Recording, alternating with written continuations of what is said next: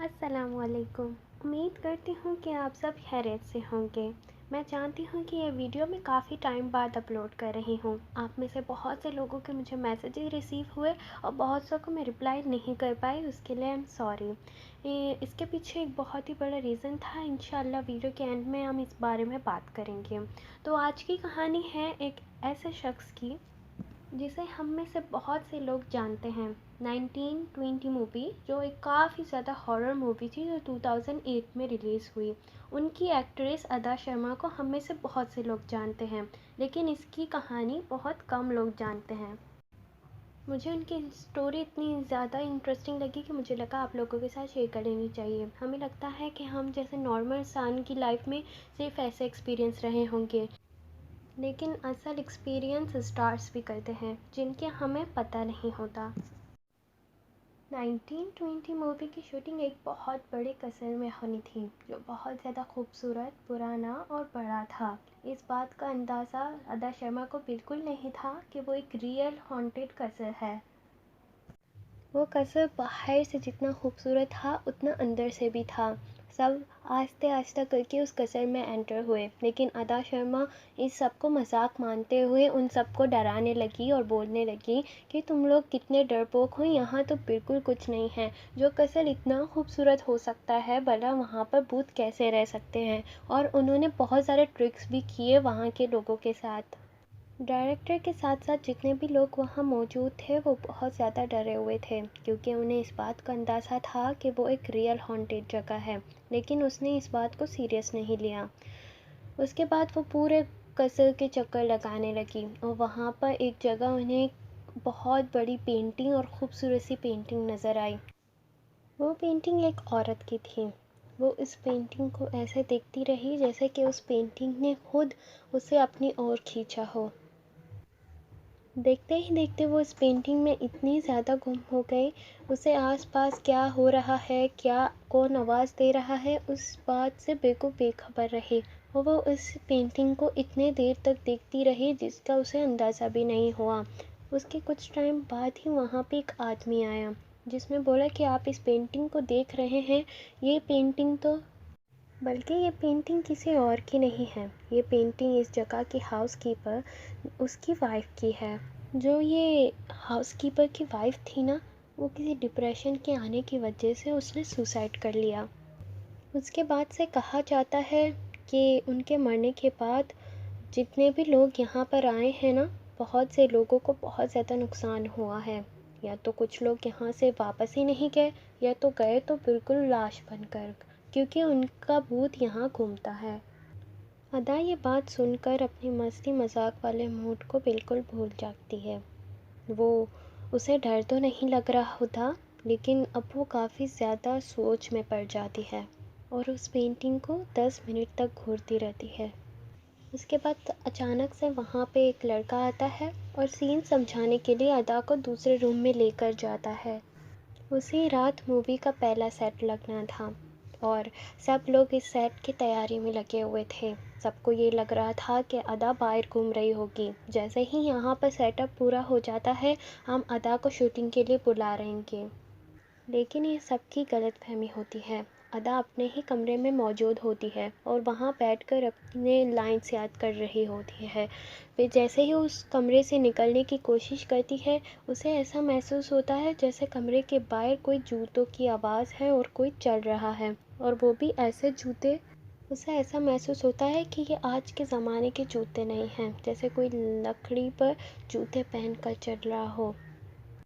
بہت ہی بھاری اور بڑے جوتوں کی آواز ہوتی ہے۔ یہ سب سن کر اسے تھوڑا سا عجیب لگتا ہے۔ وہ یہ سوچ کر کمرے کی دروازے کی طرف بڑھتی ہے کہ سین اب تک ریڈی ہو گیا ہوگا، میری وجہ سے کافی زیادہ لیٹ ہو جائے گا، مجھے اب وہاں پر جا کر دیکھنا ہوگا کہ کیا ہوا۔ جیسے ہی وہ اپنے قدم دروازے کی طرف بڑھا رہی ہوتی ہے ویسے ہی وہاں کی لائٹس آف ہو جاتی ہے۔ اتنا بڑا قصر، وہاں شوٹنگ ہو رہی ہوتی ہے اور وہاں کی لائٹس آف ہو جاتی ہے۔ یہ بہت ہی عجیب بات تھی اس کے لیے، اور وہ اس روم میں بالکل اکیلی ہوتی ہے۔ وہاں کوئی آواز، کوئی انسان نہیں ہوتا، وہ پھر بھی نہیں ڈرتی۔ وہ دوبارہ اپنے بیڈ کی طرف آنے لگتی ہے کیونکہ اسے موبائل کا ٹارچ چاہیے ہوتا ہے تاکہ وہ کچھ دیکھ سکے، لیکن جیسے ہی وہ فون کو اٹھاتی ہے تو اسے پتہ چلتا ہے لیکن اس کے فون کی بیٹری بالکل زیرو ہوتی ہے۔ وہ بھاگتے ہوئے دروازے کی طرف جاتی ہے اور دروازے کے ہینڈل کو پکڑتی ہے۔ جیسے ہی وہ اس ہینڈل کو کھینچ کر دروازہ کھولنے کی کوشش کرتی ہے، اسے ایسا محسوس ہوتا ہے جیسے دروازے کے باہر کسی نے ہینڈل پکڑا ہوا ہے تاکہ وہ دروازہ نہ کھول سکے۔ وہ بہت آوازیں لگاتی ہے اور بہت کوشش کرتی ہے۔ سبھی لوگوں کو یہ لگتا ہے کہ ادا تو کہیں باہر گھوم رہی ہوگی، لیکن انہیں اس بات کا اندازہ نہیں ہے کہ وہ ایک روم میں بالکل لاک ہو چکی ہے۔ وہ سب کو آواز لگاتی ہے، چلاتی ہے، لیکن وہ دروازہ جیسے کسی نے پکڑا ہوا ہے باہر سے۔ وہ دروازہ کھلنے کا نام نہیں لیتا۔ تھک ہار کر وہ اسی روم میں اکیلی بیٹھی رہتی ہے۔ 15 منٹ بعد وہاں پر کوئی آتا ہے اور اس کا دروازہ کھلتا ہے اور وہ اندر ہوتے ہی دیکھتا ہے کہ ادا بہت ہی بری حالت میں ہے۔ وہ بالکل پسینے سے لتپت ہے، بہت ڈری ہوئی ہے، سہمی ہوئی ہے۔ ادا کبھی بھی ان چیزوں پہ یقین نہ کرتی تھی اور اس دن کے بعد انہیں یقین ہو گیا۔ انہیں اپنے سوالوں کے جواب آج تک نہیں ملے کہ اچانک سے ایسے لائٹس کیوں آف ہو گئے، اچانک سے اتنی گرمی کیسے ہونے لگی، اور دروازہ آخر کس نے پکڑا، اور وہ فون جو اس نے 1 منٹ پہلے ہی 100% سے نکالا ہوا تھا اور جب اسے ٹارچ کے لیے چاہیے ہوتا ہے تو وہ بالکل زیرو پر کیسے آ کر پہنچ سکتا ہے۔ اس سوال کا جواب ادا کو آج تک نہیں مل سکا کہ آخر اس کے ساتھ ہوا کیا تھا۔ جتنی یہ مووی اتنی ہارر تھی، وہاں کیسل میں ہوئے واقعات اس سے بھی زیادہ ہارر تھے کیونکہ وہ ریئل تھے، اور جو موویز میں دکھایا جاتا ہے وہ ریئل نہیں ہوتا۔ وہاں موجود سارے لوگوں کو اس بات کا یقین ہو گیا کہ واقعی میں وہ قصر ایک ہانٹڈ قصر ہے، اور آج تک جو بھی انسان اس قصر میں جاتا ہے وہ کچھ نہ کچھ ایکسپیرئنس ضرور کرتا ہے۔ جس انسان نے کبھی بھوت پر یقین نہیں کیا اور آج انہیں ہی ان سب کا سامنا کرنا پڑا۔ امید کرتی ہوں کہ یہ ریئل لائف ایکسپیرئنس آپ کو بہت زیادہ اچھا لگا ہوگا۔ مجھے کامنٹ سیکشن میں ضرور بتائیے گا کہ آپ کو یہ اسٹوری کیسے لگی، اور جہاں تک بات تھی ویڈیوز نہ اپلوڈ کرنے کی، اس کے پیچھے ایک بہت بڑا ریزن تھا جو میں نے آپ کو بتایا کہ میں آپ کو ویڈیو کے اینڈ میں بتاؤں گی۔ ایکچولی میں بہت زیادہ ڈپریس تھی اور میں اس بات پر کنسنٹریٹ نہیں کر سکتی تھی۔ جو ویڈیو میں نے لاسٹ ٹائم اپلوڈ کی تھی اس سے پہلے، وہ ویڈیو کے بعد میری موم کی طبیعت کافی زیادہ خراب ہو گئی۔ اس کی وجہ سے انہیں ہاسپٹل لے جانا پڑا۔ اس کے بعد ان کی ڈیتھ ہو گئی۔ ان کے بعد میری لائف میں کافی زیادہ چینجز آئے اور اس کی وجہ سے میں کوئی بھی ویڈیو اپلوڈ نہیں کر سکی کیونکہ میں بہت زیادہ ڈپریسڈ ہو گئی تھی۔ میں نے ان کا ذکر لائیو ویڈیوز میں اور کافی زیادہ اسٹوریز میں کیا ہے۔